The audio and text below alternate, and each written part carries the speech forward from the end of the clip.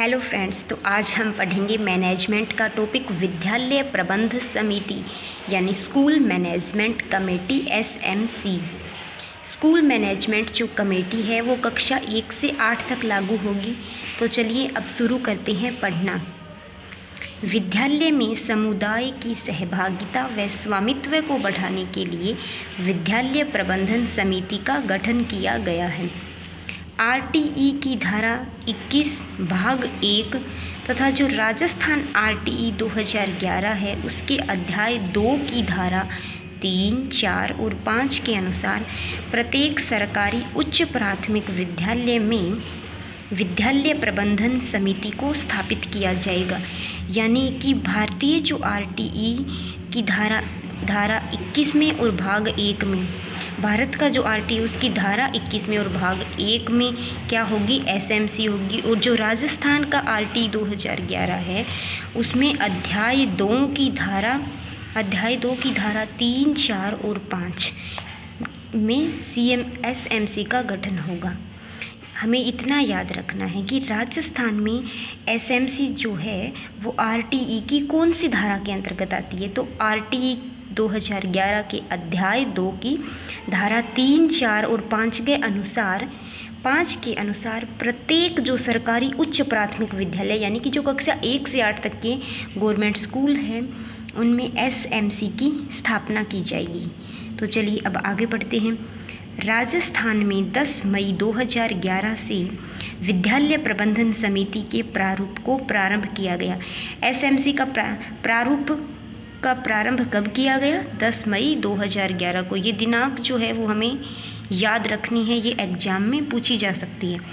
इस प्रारूप में 21 जून 2016 को संयुक्त शासन सचिव के द्वारा संशोधन कर दिया गया।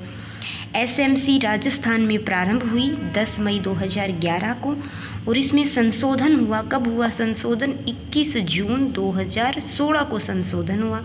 और ये संशोधन किया किसने है? संयुक्त शासन सचिव ने।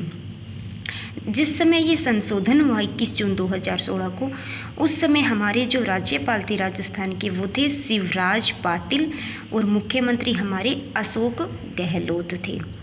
मूल रूप से विद्यालय प्रबंधन समिति को सर्व साक्षरता अभियान के साथ जोड़ा गया। वर्ष 2018 में इसे समसा के साथ जोड़ा गया। समसा ये सर्व शिक्षा अभियान ही है, उसका अंग्रेजी में ये शॉर्ट नाम है समसा। तो ओके, अब पढ़ते हैं हम एसएमसी यानी विद्यालय प्रबंधन समिति की धाराएं। और टोटल कितनी धाराएं हैं? 30। ऐसे भी पूछा जा सकता है कि विद्यालय प्रबंधन समिति में धाराएं कितनी हैं?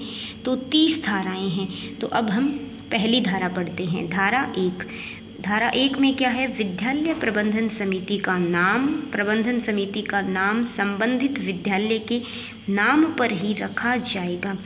धारा 1 में विद्यालय प्रबंधन समिति का नाम है और जो इस प्रबंधन समिति का जो ये नाम होगा वो जो संबंधित विद्यालय होगा उसके नाम पर ही रखा जाएगा।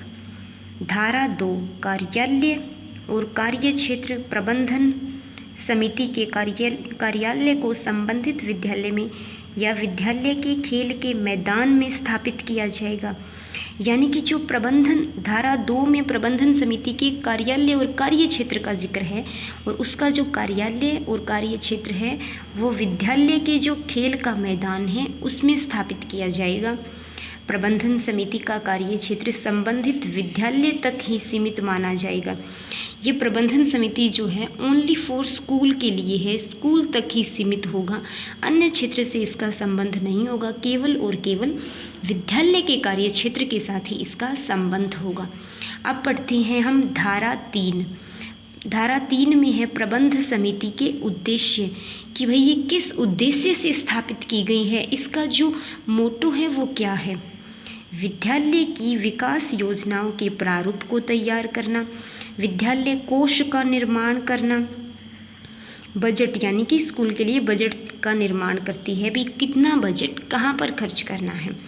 विद्यालय में संचालित की जाने वाली विभिन्न गतिविधियों की मॉनिटरिंग करना, अभिभावकों, प्रबुद्ध नागरिकों और अन्य नागरिकों से अनुदान प्राप्त करना, विद्यालय भवन, विद्यालय मरम्मत और अन्य कार्यों के लिए अनुदान प्राप्त करना, विद्यालय में संचालित की जाने वाली विभिन्न योजनाओं, गतिविधियों और क्रियाकलापों में गुणवत्तापूर्ण सुधार करना। तो ये हमने पढ़ा है एसएमसी। एक बार थोड़ा सा क्विक रिवीजन मारते हैं। हमने क्या पढ़ा है कि विद्यालय प्रबंधन समिति होती है, उसको इंग्लिश में कहते हैं स्कूल मैनेजमेंट कमेटी, यानी कि एसएमसी। ये कक्षा 1 से 8 तक लागू होगी। ये आरटी 2011 के अध्याय 2 की धारा 3, 4, 5 के अनुसार कक्षा 1 से 8 तक लागू होगी। और 10 मई 2011 को राजस्थान में शुरुआत हुई है और 21 जून 2016 को होता है इसमें संशोधन। इसको सर्व शिक्षा अभियान के साथ जोड़ा जाता है और इसमें टोटल 30 धाराएँ हैं। पहली धारा में विद्यालय प्रबंधन समिति का नाम है।